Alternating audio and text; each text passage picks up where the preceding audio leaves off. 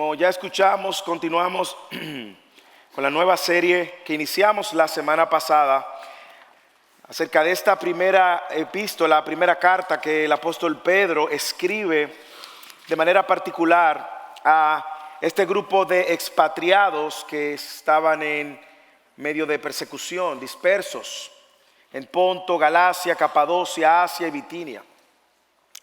Y la semana pasada hablábamos cómo el apóstol Pedro iniciaba poniendo muy claro y afirmando con mucha contundencia la identidad del cristiano.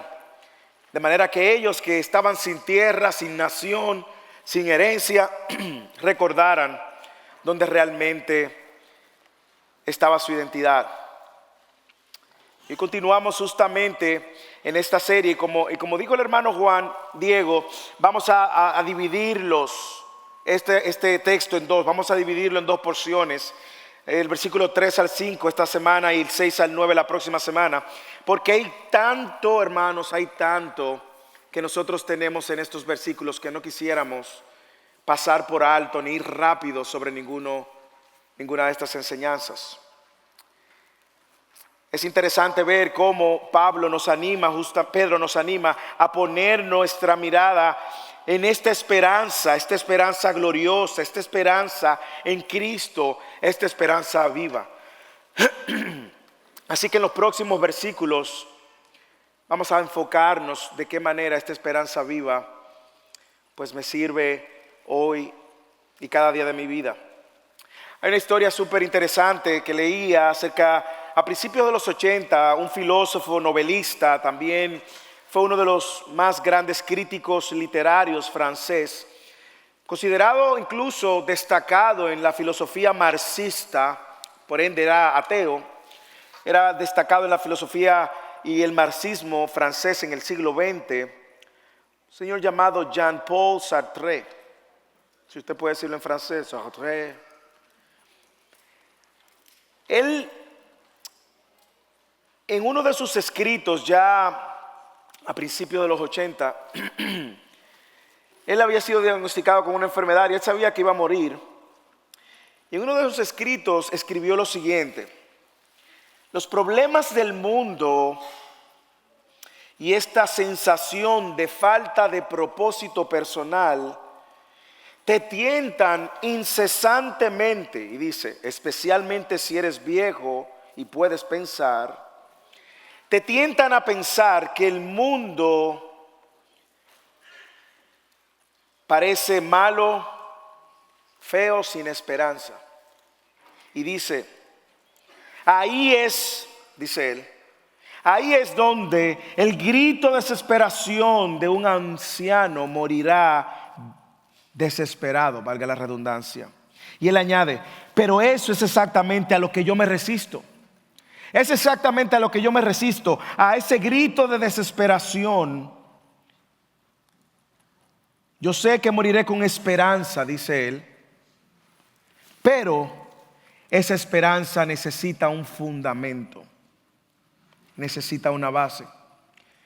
Tristemente él murió poco tiempo después, probablemente sin haber encontrado la base y el fundamento de su esperanza. Hermanos, ese no es el caso de nosotros como cristianos. Todo el que ha nacido de nuevo, todo el que está en Cristo, todo el que ha nacido de nuevo, ha nacido una nueva esperanza que nos sostiene para esta vida y para la vida venidera. Y esa es justamente la intención del apóstol Pedro, de ayudar a estos hermanos que están justamente en escenarios completamente desfavorables, en escenarios donde tienen pocas esperanzas, ya que tienen muchas limitaciones. Es ayudarle a ver que la vida nuestra no es una vida hueca, vacía, sin propósito, sino Él les invita a que puedan conocer esa gloriosa esperanza viva que está en Cristo. Y ese es el título del sermón en esta mañana: la gloriosa esperanza en Cristo. La gloriosa esperanza en Cristo. Como dije la semana pasada, nosotros vimos cómo el apóstol Pedro en las primeras palabras dirige en su carta, se dirige a estos cristianos. Algunos entienden judíos, cristianos, gentiles, convertidos. Pero él les recuerda una primera verdad que lo iba a sostener, y era que su identidad como elegidos los animaba a estar firme en medio de cualquier persecución, tribulación. Pero lo segundo ahora es que Pedro continúa en este saludo introductorio hablando de otra gloriosa verdad, y es la esperanza que nosotros tenemos en Cristo. Yo quiero que leamos el texto otra vez. Yo quiero que usted fije su mirada en el texto. Yo quiero que usted lea reflexivamente, que no se distraiga bajo ninguna situación, sino que mantenga su corazón y sus ojos puestos en estas palabras, estos versículos, de manera que su espíritu sea animado y avivado. Versículo 3 del capítulo 1 de Primera de Pedro dice: bendito sea el Dios y Padre de nuestro Señor Jesucristo, quien según su gran misericordia nos ha hecho nacer de nuevo a una esperanza viva, mediante la resurrección de Jesucristo de entre los muertos, para obtener una herencia incorruptible, inmaculada y que no se marchitará, reservada en los cielos para ustedes. Mediante la fe, ustedes son protegidos por el poder de Dios para la salvación que está preparada para ser revelada en el último tiempo. Hermanos, yo no sé si usted puede ver cuánto tienen estas líneas, pero hay mucho. Pudiéramos pasar varias semanas solamente masticando estos versículos. Pero hay algo que el texto y el sermón persigue. El texto quiere comunicar algo muy claro, y es que Dios debe de ser alabado en todo tiempo, porque hay una esperanza viva que nos sostiene mientras atravesamos las dificultades que este mundo nos trae y que nos va a traer hasta que Cristo regrese. Por lo tanto, el sermón de hoy, a la luz de esta verdad, quiere que animarnos a alabar al Señor, hermanos, mientras conocemos el fundamento, la promesa y la garantía de la esperanza viva que tenemos en Cristo Jesús. El fundamento, la promesa y la garantía de esta esperanza viva que tenemos en Cristo Jesús. Y eso es justamente lo que el sermón va a hacer. Lo que vamos a ver es el fundamento de la esperanza viva, la promesa de esta esperanza viva y la garantía de nuestra esperanza viva. De manera que nosotros, conociendo esto, hermanos, estemos preparados para enfrentar cualquier tipo de tribulación, dificultad o aflicción que en este mundo tengamos. Lo dijimos la semana pasada, lo vamos a repetir durante toda esta serie varias veces. Recuerde que este mundo es un mundo de aflicción, es un mundo caído. Recuerde que Cristo dijo: en el mundo tendremos aflicción, pero confíen en Él, confiemos en Él.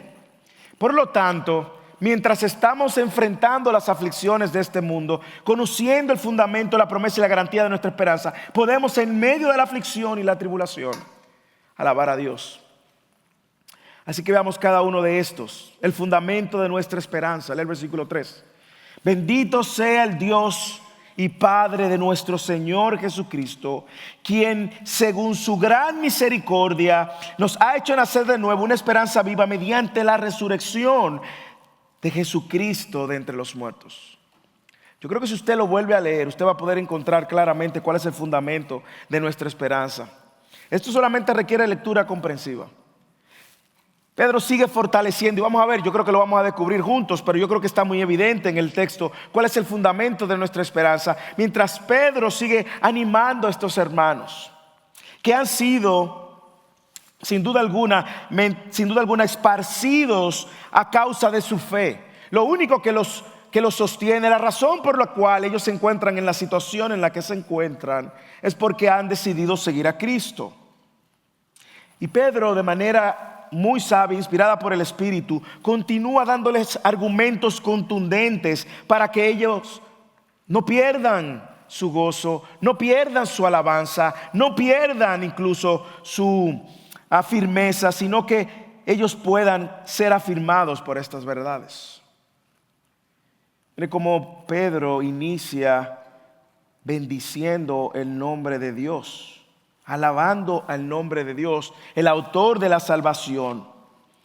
Esas palabras que él usa: alabado sea el Dios y Padre de nuestro Señor Jesucristo, vienen como resultado de él conocer justamente las misericordias de Dios y de lo que vimos la semana pasada. Pedro responde ante tal conocimiento, él responde en alabanza. Pero la pregunta es ¿por qué él responde así? ¿Por qué alabar a Dios? Los judíos ya conocían a Dios como el Dios Padre. Y esto, sin duda alguna, le mostró un aspecto de Dios que ahora Pedro acompaña también, inspirado por el Espíritu, para complementarlo con la revelación de Cristo Jesús. Por eso él describe a Jesús como Señor en esa misma línea. Bendito sea el Dios y Padre de nuestro Señor Jesucristo. Esta alabanza es para el Padre, para Dios, por haber enviado a su Hijo, quien ahora resulta ser el único camino para llegar al Padre.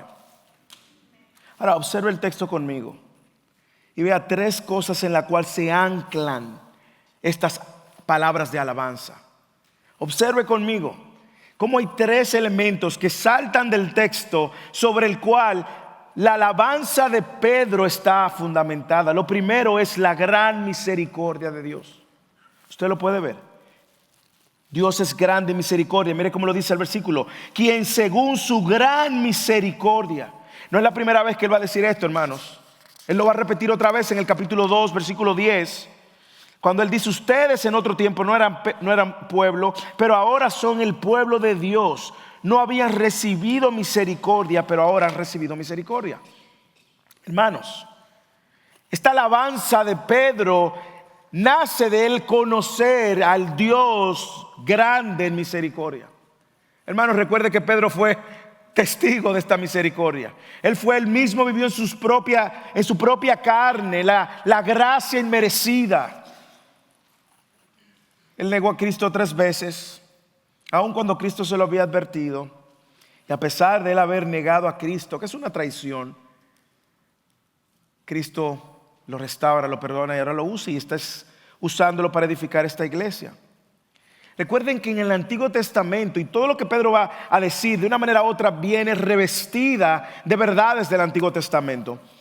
Y Pedro se refiere a la misericordia de Dios grande, tal como el Antiguo Testamento lo presenta, tal como Éxodo 34, versículos 6 y Números 14, 18 dicen las mismas palabras. El Señor es lento para la ira y grande en misericordia, y perdona la iniquidad y la transgresión, pero de ninguna manera tendrá por inocente al culpable. Esas mismas palabras están en Éxodo. Y Pedro, reflexionando en la misericordia de Dios, dice, bendito sea el Dios, sea el Padre de nuestro Señor Jesucristo. La frase grande en misericordia, sin duda alguna, se refiere a ese favor inmerecido de parte de Dios para con nosotros, que estábamos en una condición desesperada. Mire cómo él dice, quien según su gran misericordia nos ha hecho nacer de nuevo una esperanza viva. No había manera, hermanos, no había manera de que el hombre pudiera recibir esta misericordia. No había manera de que el hombre mereciera esta misericordia. No había manera de que el hombre manufacturara esta misericordia. La misericordia de Dios sobre nosotros ha venido a pesar de nosotros. Hermanos, usted ha sido alcanzado por gracia, no porque usted fue bueno, al contrario, usted era malo y muy malo. Yo también. Pero Pedro, reflexionando en esa gran misericordia, él alaba al Señor. ¿Qué más? ¿Qué es lo otro que mueve a Pedro a esta alabanza? Es que Dios ahora, conforme a su naturaleza, actúa sobre los pecadores. Cuando él dice, según su gran misericordia nos ha hecho nacer de nuevo. Y ese es el comienzo, hermanos. Ese es el comienzo de toda vida espiritual. Toda vida espiritual empezó cuando usted nació de nuevo. Y como yo le dije, la humanidad completa se divide en dos grupos. Y probablemente en este salón también. Quienes han nacido de nuevo y quienes no han nacido de nuevo. Ahora, todo el que ha nacido de nuevo tiene una esperanza. Y es lo que Pedro está apuntando. Ese nuevo nacimiento, ese nuevo inicio de una vida espiritual en una persona que ya experimentó el nacimiento físico, ahora tiene una nueva naturaleza que lo predispone a seguir a Dios, porque antes era enemigo de Dios. Yo no sé si usted puede ver en esas palabras que el nuevo nacimiento es imposible de ser producido por el hombre. Usted lo puede ver. Y ese fue el gran conflicto de Nicodemo con Jesús. Jesús le dijo: es necesario que nazca de nuevo. Nicodemo le dijo: ajá, ¿cómo vuelvo yo al vientre de mi madre siendo ya un señor entrado en edad? Ay, Nicodemo, de cierto te digo que el que no nace del agua y del espíritu no puede nacer de nuevo. Y ese nuevo nacimiento es una obra soberana que Dios hace, como vimos la semana pasada, a quien Él eligió. Déjeme demostrarlo por la Escritura. Primero, vamos a Juan capítulo 1, versículos 12 y 11. En Juan capítulo 1, usted va a ver justamente que es la voluntad de Dios y es la facultad de Dios, de un Dios soberano. Juan 1:12 dice: pero a todos los que le recibieron le dio derecho de llegar a ser hijos de Dios, es decir, a los que creen en su nombre, que no nacieron de sangre, ni de voluntad de la carne, ni de voluntad del hombre, sino de Dios. Usted ve que el nuevo nacimiento es una obra de Dios. Y es lo que vemos en Ezequiel capítulo 36, versículo 24. Justamente hoy lo veíamos en Fidelis. Ezequiel capítulo 36, cuando Dios levantando el profeta Ezequiel, hablando de esta promesa, de lo que Nicodemo no entendía, lo que era nacer de nuevo, nacer en el agua y en el espíritu. Nacer en el agua se refiere al versículo 25 del capítulo 36 de Ezequiel. Entonces los rociaré con agua limpia y quedarán limpios de todas sus inmundicias. Y de todos sus ídolos los limpiaré. Además le daré un corazón nuevo y pondré un espíritu nuevo dentro de ustedes, y quitaré de su carne el corazón de piedra y les daré un corazón de carne, y pondré dentro de ustedes mi espíritu. Aquí está nacer en el espíritu. Y haré que anden en mis estatutos y que cumplan cuidadosamente mis ordenanzas.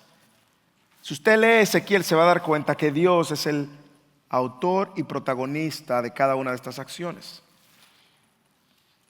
El concepto aquí deja muy claro de que es una obra soberana de Dios que nace de la naturaleza de Dios. Usted recuerda cuando Dios se le revela a Moisés y Moisés quiere ver a Dios, y Dios le dice: no, voy a pasar por esta hendidura y voy a revelarme a ti, voy a revelar quién yo soy. Y cuando cruza, ¿qué fue lo que Dios reveló de sí mismo? Yo soy Jehová Dios, que tengo misericordia y compasión de quien yo quiera. Tendré misericordia del que yo quiera y tendré compasión del que yo quiera.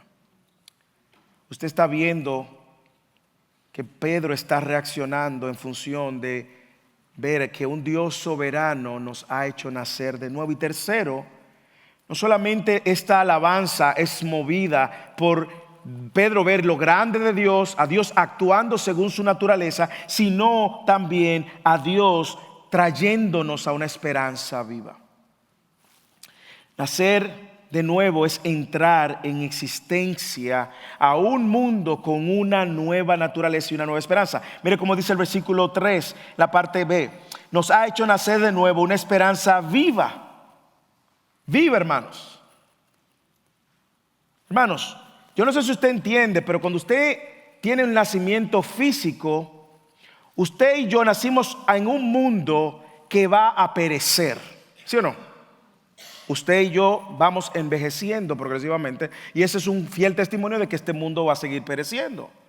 Usted y yo lo vemos y lo vivimos en nuestra propia carne. Eso está sucediendo, usted no se está dando cuenta. Claro, ya después con los años usted sí se va dando cuenta. Pero al principio, cuando usted es joven, usted está envejeciendo, pero usted no sabe, usted no le presta ni atención a eso. Ya cuando empieza a sentir el cuerpo que no reacciona igual y la mente que no se recuerda igual y que los reflejos, y entonces usted dice: sí, verdad, esto va a perecer, estamos pereciendo. Pero el nacimiento espiritual es en un mundo donde hay una esperanza para el futuro. Hay una esperanza viva que va a ir por encima de lo perecedero de este mundo. Nos ha hecho nacer de nuevo una esperanza viva mediante la resurrección de Jesucristo. Mire, esa esperanza, esa palabra esperanza es clave en todo el libro porque Pedro la usa varias veces, lo cual habla de una genuina preocupación. Él la usa en el versículo 21, luego lo usa en el capítulo 3, pero es dándole ánimo a aquellos que vivimos en este mundo que cada vez más es hostil en toda su esencia y hostil contra los cristianos. Y Pedro quiere que esta gente redireccione su atención. Yo creo que nos sirve a todos hoy también, porque en muchas ocasiones hemos puesto y hemos descansado toda nuestra esperanza en nosotros mismos, ¿sí o no? O en lo que tenemos en el banco, en el empleo que tengo, en el plan de retiro, en los ahorros, en la casa, en mi estatus, y ahí gira toda mi esperanza. Y Pedro está diciendo, hay una esperanza que es mejor.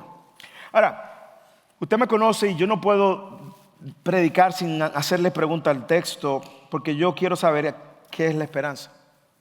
¿A qué se refiere? Bueno, la esperanza luce como la fe, en un sentido, como esa seguridad de que algo va a suceder en el futuro. ¿Ok? Pero para que exista esa seguridad, tiene que haber algún tipo de fundamento. Usted recuerda a Jean-Paul Sartre, que en sus días de muerte él dijo, yo voy a morir con esperanza, pero tengo que saber cuál es el fundamento. Y murió sin conocer el fundamento. Ahora mire el texto. Mire la buena noticia que Pedro nos da. ¿Cuál es el fundamento de nuestra esperanza? Léalo. Llénese de gozo. Llénese de ánimo. Una esperanza viva mediante la resurrección de Cristo de entre los muertos. Esta esperanza es esta seguridad y esta convicción que sostiene nuestra fe de que nuestra vida, nuestra muerte, nuestra salvación, nuestra vida eterna descansan sobre el hecho de que Cristo está vivo y no muerto. De que Cristo resucitó. Y es lo que Pedro está diciendo. Nos ha hecho nacer una esperanza viva mediante la resurrección de Cristo. En otras palabras, la esperanza de la vida futura y de esta vida, yo diría, descansa en el hecho de que Dios resucitó a Jesús de entre los muertos. Por lo tanto, es una conclusión hasta lógica y razonable. Si Dios resucitó a Jesús de entre los muertos, también va a resucitar con Él a todos los que confían en Jesús. ¿Usted confía en Jesús? Hermanos, si su respuesta es positiva, celebre, porque su esperanza es viva. Ese nuevo nacimiento resulta en una esperanza viva que se basa en un Cristo resucitado. Y eso debe de mover nuestros afectos, nuestra adoración, para cada día vivir diciendo, bendito sea el Dios y el Padre de nuestro Señor Jesucristo. Grande en misericordia, quien por su gran misericordia nos ha hecho nacer a una esperanza viva mediante la resurrección de Jesucristo de entre los muertos. Hermanos, mire por qué es viva la esperanza. Esto no es cualquier cosa. Mire, le voy a poner un ejemplo muy tangible. Probablemente algunos de ustedes tienen esperanza en que se muera algún pariente para ganar una herencia, ¿sí o no? Dice, yo no le deseo la muerte, pero si se muere, se van a resolver algunos problemitas aquí en la tierra. Pero resulta que ese abuelo, tío, tatarabuelo vive, hermano, señores, vive 170 años. O imagínense que muere. Y luego hay una serie de conflictos, empiezan a aparecer unos nietos, tataranietos, y aparecen unos hermanos y unos primos. Y cuando dividen la herencia le va a tocar de a poquito. Lo que está diciendo Pedro aquí es que este nuevo nacimiento ahora abre nuestros ojos a una realidad de una esperanza que no es hueca, no es vacía, que podemos incluso corroborar con la historia, que está basada en hechos que han sido comprobables en un Cristo que está vivo y que no está muerto. Porque antes usted y yo no podíamos ver esa realidad. ¿Cuál era la condición anterior? Hermanos, mire. Todo el que está aquí sin excepción, todo el que está aquí sin Cristo, está en la misma condición en la que estaba todo el que está aquí que está en Cristo. ¿Entienden? Si aquí hay alguien que no está en Cristo, Tu condición es la misma de la de todos nosotros cuando estábamos sin Cristo. Hermano, mire, ese cuadro es feo. La Biblia dice en Efesios capítulo 2, versículo 1, 2, 3, 4, 5, que usted estaba muerto en su delito y su pecado. Que usted andaba conforme a la corriente de la carne y de este mundo, y que usted era por naturaleza hijo de ira, lo mismo que los demás. Y no solamente eso, dice que usted andaba conforme al príncipe de este mundo, Satanás. Y que consecuentemente le daba rienda suelta a todos los deseos de la carne y de la mente. Y éramos hijos de ira. Segunda de Corintios capítulo 4, versículo 1, 2 dice que usted estaba bajo el dominio de Satanás, porque dice que el Dios de este siglo le cegó el entendimiento. Usted no podía verlo. Romanos capítulo 3, versículo 10, 11, 12 dice que no había manera de buscar a Dios. Dice que no hay bueno ni aun uno, no hay quien entienda, no hay quien haga lo bueno, no hay quien busque a Dios. Ese es el cuadro, hermanos. Y más aún, Romanos capítulo 5 dice que usted era enemigo de Dios. Ponga todo eso junto, póngalo en una licuadora y dígame si sale algo bueno de ahí. Nada. Hermanos, dice la Biblia en 1 de Pedro capítulo 2 versículo 9 que andábamos en tinieblas, en oscuridad. Y ese es el cuadro de todo el que está sin Cristo aquí o todo el que estuvo en esa condición antes de Cristo. Hermanos, ahí no hay esperanza de ningún tipo. No hay esperanza. Un muerto, hermano, mire, un muerto está muerto. No hay nada que se pueda hacer. No hay nada. Al menos que Dios, como dice Pedro, grande en misericordia, los haga nacer de nuevo esta esperanza. Y esta esperanza es viva porque descansa sobre el fundamento de la resurrección de un Cristo que está vivo, hermanos. Hermanos, cuando usted se reúne a cantar y alabar a Dios, usted no está cantando a un Dios que está muerto. Usted lo sabe. Por eso es que cada letra que usted sale de su boca, cada palabra, son verdades que descansan sobre la realidad de un Cristo que está vivo. Por eso es que nuestra esperanza es viva. El triunfo de Cristo nos hace vencedores y hace que todas las cosas, comenzando por nosotros, estén vivas. Hermanos, déjenme decirle esto y no sé cómo podemos decir, y no tengo countdown, así que si predico una hora, el problema es el que no puse countdown igualmente. Escuche, la seguridad del cristiano en Cristo es tan cierta y tan segura como el hecho de que Cristo está vivo. Escúchelo, escúchelo. La seguridad suya de vida eterna es tan cierta como el hecho de que Cristo está vivo. Escuche, escuche, escuche. La seguridad que usted y yo tenemos cada momento, en cada dificultad, en cada aflicción, la seguridad de que tenemos de que Dios nos sostiene aquí y nos sostendrá después, es tan cierta como el hecho de que Cristo está vivo. Ahora bien, si eso es así, hermanos, ¿cómo nosotros debemos de vivir esta vida? ¿Cómo? Dígame cómo. Alabando al Señor todo el tiempo, como Pedro lo hizo, animando a otros hermanos a no mirar sus circunstancias, sus problemas y sus aflicciones, sino mirar a aquel que los sostiene en medio de la escasez, las circunstancias y las aflicciones. Hermanos, estamos llamados a alabar a Dios continuamente, porque nuestra alabanza no va al aire solamente, es a un Dios que está vivo, escucha y responde. Hermanos, cuando vienen los días difíciles, ¿cómo que usted reacciona? Cuando viene la prueba, la aflicción, la enfermedad, ¿cómo usted reacciona? Yo sí sé cómo reacciono en la bonanza. Hermanos, miren, en la bonanza todos estamos felices. ¿Sí o no? La sonrisa de oreja a oreja. Pero cuando viene la tribulación, cuando viene la prueba, cuando caemos en el pecado, cuando vemos que las cosas no salen bien, cuando no tenemos la respuesta que esperamos, del trabajo que esperamos o de la oración que yo esperaba, cuando las cosas están difíciles y grises, ¿cómo reaccionamos?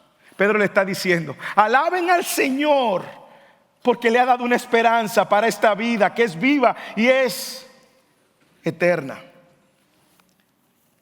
¿Cómo esta verdad puede cambiar tu día a día? De muchas maneras. ¿Cómo esta verdad puede cambiar el tiempo de tribulación y dificultad? De muchas maneras. Recientemente, antes de ayer, partió con el Señor Tim Keller. Y una de las frases más memorables de Tim Keller, yo creo que es la que nos puede ayudar a poner y a masticar esta verdad. Tim Keller dijo: porque Cristo resucitó, todo estará bien. Porque Cristo resucitó, todo estará bien. Que te enteraste de la noticia de una enfermedad, todo estará bien. Que el matrimonio, estás lidiando, todo estará bien. Que se te están pasando los añitos y tú no ves el compañero o la compañera, todo estará bien. Que la carga de la casa con los niños y los días son abrumadores y grises, todo estará bien. Que cuando se asome la muerte a nuestras puertas, todo estará bien. Porque Cristo resucitó, mi esperanza es viva y está viva. Porque Cristo resucitó, yo puedo creer que tengo victoria sobre ese pecado que trata de arrastrarme hacia atrás. Porque Cristo resucitó, yo puedo creer que lo que proclamo es vida para el que está muerto. Y puedo compartir el evangelio con el que no cree. Porque Cristo resucitó, en el día de mi oscuridad yo puedo descansar, que todo estará bien. ¿Usted lo cree? Hermanos, que hay aflicciones, sí, que hay cargas, sí. Por eso el sermón se llama La gloriosa esperanza en Cristo. Porque cada vez que usted ve a Cristo hablando justamente de estos problemas, Cristo apunta hacia Él. Venid a mí, todo el que está trabajado y cargado, y yo los haré descansar. En el mundo tendrán aflicciones, pero confíen en mí, porque yo he vencido al mundo. Hay una esperanza que nos sostiene, y esa esperanza descansa en que ese Cristo ha resucitado. Ese es el fundamento, hermanos. Por lo tanto, hermanos, recuerde que esta carta es para animar a los hermanos en persecución. Y esta carta también debe de servir para prepararnos a nosotros hoy ante una eventual persecución. Claro, lidiar con nuestros problemas, con nuestras cargas, con nuestras aflicciones. Pero también, si en el día de mañana viene la persecución, hermanos, nosotros podemos decir: porque Cristo ha resucitado, todo estará bien. ¿Cuál es el fundamento de nuestra esperanza? La resurrección de Cristo. ¿Cuál es la promesa de nuestra esperanza? Lee el versículo 4. Para obtener una herencia incorruptible, inmaculada y que no se marchitará, reservada en los cielos para ustedes. Yo creo que el texto claramente dice cuál es la promesa de nuestra esperanza. Es esa herencia en los cielos. Ahora, ¿cuál es esa herencia? Porque usted y yo podemos tener una idea de herencia, pero recuerde que Pedro está jugando aquí con un concepto que era muy familiar entre algunos judíos, porque Dios le había prometido a los judíos una herencia, una tierra. Pero lo que él está afirmando, no solamente como vimos la semana pasada que somos elegidos, no solamente que nosotros hemos sido, ahora nacido una esperanza viva, también hay una herencia, hermanos. Esta herencia está guardada para nosotros, escuche, y nosotros somos guardados para ella. Hermanos, lo que Pedro está diciendo es que la herencia es segura. Mira, hermano, yo no sé si en esta tierra yo voy a tener herencia, de verdad. Yo creo que voy a tener problemas de herencia.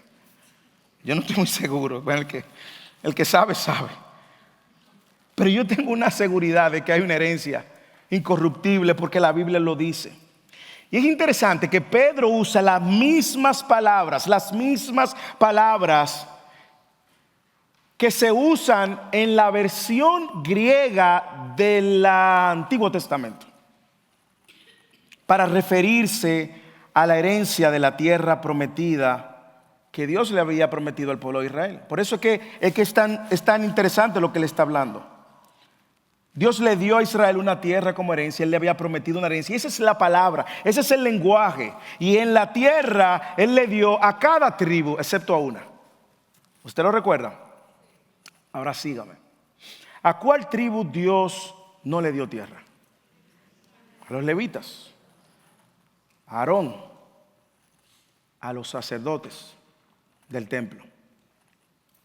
¿Y qué dijo Dios? ¿Cuál era su herencia para ellos? Él mismo. Él mismo es la herencia que le había prometido a los sacerdotes. Ahora sígame. Pedro más adelante nos va a decir a nosotros que nosotros somos linaje escogido, real sacerdocio.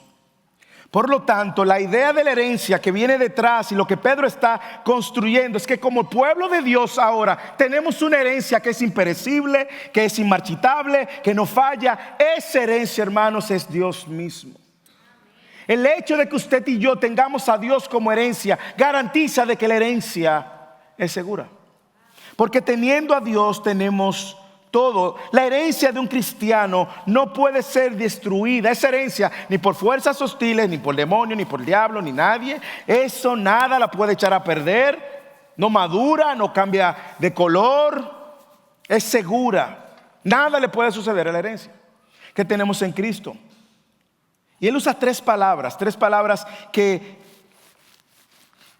es un juego de palabras en el idioma original y no tengo tiempo para explicarlo, pero incorruptible, haciendo idea a esto de que no se podrá destruir. De hecho, es indestructible, es incorruptible. Pedro lo va a usar más adelante, refiriéndose a algo también que es incorruptible, que es nada más y nada menos que la palabra de Dios. Vaya al versículo 23 del capítulo 1 de Pedro, cuando él dice: pues han nacido de nuevo. Estoy ahora en el versículo 23, un poco más adelante, lo vamos a ver en una semana. No de una simiente corruptible, sino de una simiente, la misma palabra, incorruptible, es decir, mediante la palabra de Dios que vive y permanece. Y luego él cita entonces a Isaías: toda carne es como la hierba y toda su gloria como la flor de las hierbas. Y dice: sécase la hierba, cáese la flor, pero la palabra del Señor permanece para siempre. La misma palabra. Y Pedro está diciendo: nuestra herencia es indestructible, es inmaculada, es decir, no puede mancharse, no puede estropearse. Y tercero, esa herencia es inmarchitable, es perenne. No se desvanecerá, no se secará. Hermanos, solamente Dios reúne esas características. Por lo tanto, esa herencia, esa promesa es la promesa de que nosotros tendremos a Dios mismo como herencia. No nos tocó pedazo de tierra, de hecho ni nos interesa.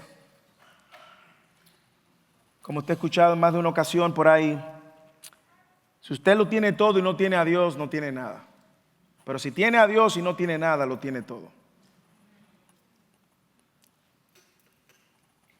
Hermanos, si algo debe darnos en esperanza en esta vida, es que primero, nuestra vida no termina cuando muramos, y segundo, nos aguarda algo mejor que cualquier herencia terrenal. Hermanos, la herencia terrenal se puede esfumar así. Usted puede trabajar toda su vida ahorrando para una herencia, para disfrutar, para que un día, hermanos, si de la noche a la mañana, pero hay una esperanza que no, y es la esperanza que tenemos en Dios. Hermanos, esa esperanza es segura. ¿Usted lo cree? ¿Usted lo cree? La promesa de nuestra esperanza es que tenemos como herencia a Dios, quien es nuestra porción. Dios mismo es nuestra porción. Dios mismo es nuestra porción. Y yo espero que algunos de ustedes no se hayan decepcionado y digan: hombre, yo pensaba que me iban a dar 3 pedazos de naciones. Hermanos, no. El bien mayor que existe es Dios. Y saber que Dios es nuestra porción, así como lo fue para los sacerdotes que ministraban en el templo, debe de llenarnos de esperanza también. Y finalmente, ¿cuál es la garantía de nuestra esperanza? Yo creo que todo va bien conectado. El versículo 5. Mediante la fe, ustedes son protegidos por el poder de Dios para la salvación que está preparada para ser reservada en el último tiempo. Mediante la fe, ustedes son protegidos por el poder de Dios. Mediante la fe, ustedes son protegidos por el poder de Dios. Hermanos, ¿cuál es la garantía de nuestra esperanza? Yo le puedo dar la respuesta adelante o se la puedo dar al final, pero eso no va a cambiar la verdad. La garantía de nuestra esperanza es Dios mismo. Hermanos, es Dios mismo en quien no hay mudanza ni sombra de variación. Y mire esto, Dios no solamente protege la herencia, sino que los herederos que han nacido en esa herencia están protegidos por el poder de Dios. Él protege la herencia y protege a los herederos. ¿Hasta qué? ¿Hasta cuándo? Hasta el último tiempo, hasta que llegue el momento. La palabra protegido que aparece aquí es un término militar que se usa para referirse a la guarnición que se protegía en una ciudad. Esa es la palabra que usa Pablo en Filipenses en el capítulo 4, versículo 7, cuando dice: y la paz que sobrepasa todo entendimiento guardará vuestros corazones. ¿Qué mayor esperanza para aquellos que están sufriendo persecución el saber que a pesar de que están enfrentando poderes malignos, oposición, hostilidad, qué mayor esperanza saber que el poder de Dios los guarda desde adentro para preservarlo a una herencia eterna que les será completamente revelada en el último tiempo? Déjame explicar eso. Usted y yo somos salvos ahora. Usted lo sabe, ¿verdad? Esa salvación que usted y yo experimentamos por la fe ahora y que Dios nos sostiene por la fe en todo este tiempo, será manifestada en el último tiempo. Sin embargo, Dios lo que está diciendo, y Pedro está diciendo aquí, es que Dios mismo está preservando y guardando esa fe ahora y después. Por eso, me cuesta mucho creer que una persona que Dios salvó pueda librarse del poder de Dios. ¿Por qué? ¿Por qué Dios está comprometiéndose aquí? ¿Por qué Dios está comprometiendo su poder? ¿Por qué Dios está poniéndose Él como garantía? Hermanos, porque su gloria está en juego. Y Dios no va bajo ninguna circunstancia a poner en juego su gloria. Es su gloria misma, por lo tanto, Dios nos da vida, una nueva vida. Somos nacidos por el poder de Dios a una nueva vida fundamentada en la resurrección de Cristo. Segundo, nos da una herencia que Él mismo es herencia, Él mismo es esa porción. Y ahora Él también nos guarda y su poder es el sello de esa garantía. Hermano, mire, eso a mí me da paz. Me da paz porque a veces uno como que se desespera. A veces uno ve que dice, pero ven acá, pero yo estoy luchando con este pecado, y yo estoy luchando aquí, y yo estoy luchando allá. Y como dije la semana pasada, si usted está luchando, eso está bien, Trate de no vivir una vida de pecado, porque si vive una vida de pecado, entonces tenemos que hablar. Pero Dios no solamente nos hace nacer de nuevo y nos da la salvación, Dios nos sostiene en esta tierra. Por eso es que hay dos grandes evidencias de un creyente: la obediencia, imperfecta, pero la obediencia, y la perseverancia. ¿Y por qué esa perseverancia? Hermano, porque Dios lo sostiene. ¿O acaso usted cree que usted es lo suficientemente fuerte para poder mantenerse en el camino del Señor? Hermano, mire, si fuera por mí mismo, valga la redundancia, que yo me voy a sostener en este camino, hermano, mire, no tengo esperanza. Pero el saber que Dios es el que me sostiene, ahí sí está mi esperanza. El poder de Dios me sostiene. ¿Y por qué Él usa la fe como un instrumento? Léelo. Mediante la fe. ¿Por qué Dios usa la fe como un instrumento de su poder protector? Porque es esa fe que Él planta, porque también es un don de Dios, que Él pone como regalo, que nos ayuda a mantener nuestra mirada ahí y no torcer para un lado o para otro. Mire, de hecho, no sé si usted se da cuenta que la fe no es la fe en nosotros. Usted lo puede ver. No es la fe tampoco en nuestros logros. No es la fe en los años que yo tengo en la iglesia. Ni tampoco es una fe basada en el tiempo y la trayectoria que yo tengo como cristiano. No, hermanos, es la fe en la seguridad de lo que Dios ha hecho por su gran poder y misericordia. Nos hizo nacer de nuevo, resucitó a Cristo de los muertos y ahora me sostiene. Pero déjeme demostrárselo con la Escritura, porque ahí es que a mí me apasiona. Si usted sigue leyendo el versículo 21 del capítulo 1, mire cómo Pedro usa el mismo lenguaje. Busca su Biblia. Versículo 21. Por medio de él, dice Pedro, son creyentes en Dios. ¿Por medio de quién? De Cristo. Son creyentes en Dios, que lo resucitó de entre los muertos y le dio gloria, de manera que la fe y esperanza de ustedes sean ¿en quién? Léalo, ¿en quién? En Dios, no es en ustedes su fe. El grande problema del legalismo y del moralismo es que el legalista cree que se sostiene por sus propias acciones. Y lo que está diciendo, y tiene fe en sus acciones, y tiene fe en su rigidez. Y lo que Pedro está diciendo, no, escuchen. Es que ustedes son creyentes por medio de Él. Son creyentes en Dios por medio de Él, que resucitó de entre los muertos a Jesús y le dio gloria, de manera que la fe y la esperanza de ustedes no estén en ustedes, hermanos. No estén en lo que hacen, no estén en sus años en la iglesia, en los años maravillosos que usted vivió como cristiano. No, estén en Dios.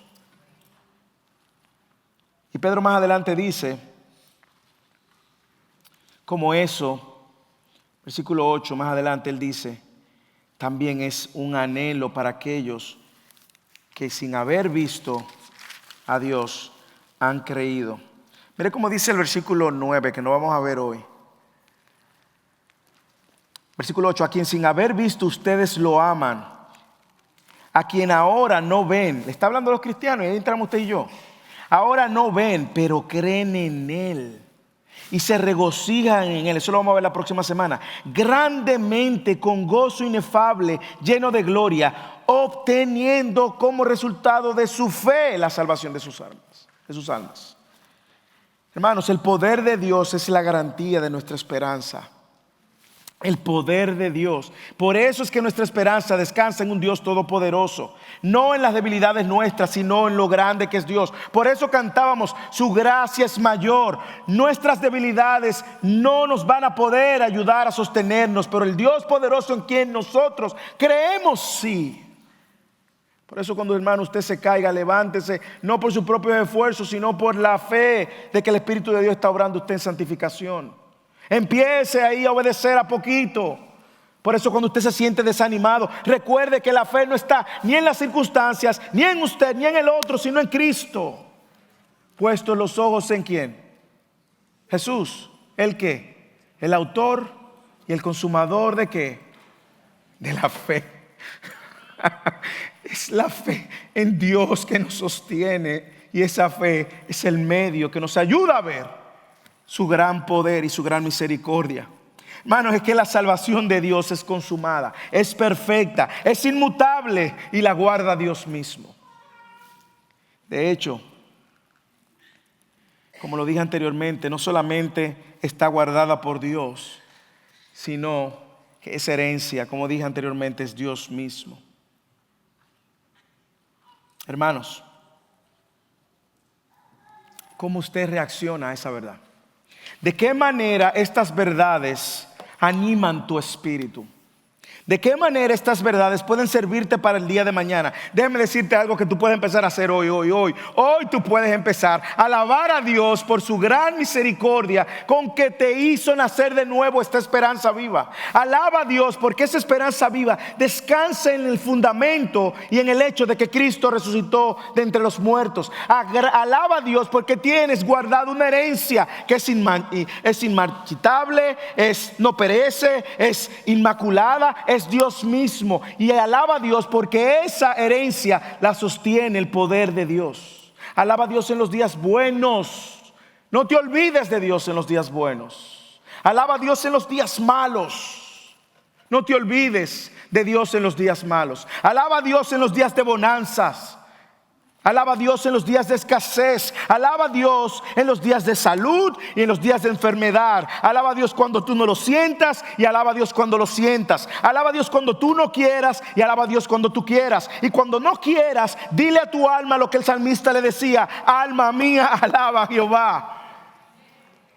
Alabemos a Dios porque nos ha hecho compartícipe de esta esperanza sin nosotros merecerlo.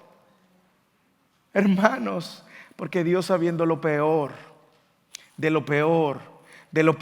nosotros, y sabiendo todo lo que tu pensamiento pecaminoso es capaz, Dios aún así te extendió gracia y misericordia. Alaba a Dios porque su esperanza viva nos sostiene en Cristo, a pesar de cualquier dificultad o aflicción que enfrentemos, a pesar de cualquier tribulación que nos espere, a pesar de cualquier persecución que nos aguarde en el presente o en nuestra eternidad. Tenemos la seguridad de que al final, hermanos, no somos como Jean-Paul Sartre, que pasó toda una vida y el momento de su muerte no tenía esperanza. Usted y yo en Cristo tenemos una esperanza segura, tan segura como ese sol que brilla, más segura que ese sol que brilla, porque la Biblia dice que el sol en un momento va a oscurecer. Hermanos, oremos y alabemos a Dios. Y si usted ve a algún hermano, alguna hermana que está decaído, use esta palabra para animarlo. Si usted en su alma, en su espíritu se siente decaído, sea animado por esta palabra. Hermanos, pero el creyente tiene una esperanza viva y esa esperanza descansa en el hecho de que Cristo resucitó. Si tú nos visitas hoy y tú estás en el lado de lo que no han nacido esa esperanza viva, hay una buena noticia y hay una mala noticia. Te voy a dar la mala para que entiendas la buena. La mala es que si tú no corres a los brazos de Cristo, toda la ira de Dios caerá sobre ti. Y te aguarda una eternidad completamente sin esperanza, sin alegría, sin gozo, sin esperanza de conocer a Dios, sin esperanza de ver a Dios, sin esperanza de reír, nada. Si tú no estás en Cristo, te aguarda una eternidad horrorosa. Porque tú estás en una condición de pecador que le has fallado a un Dios santo.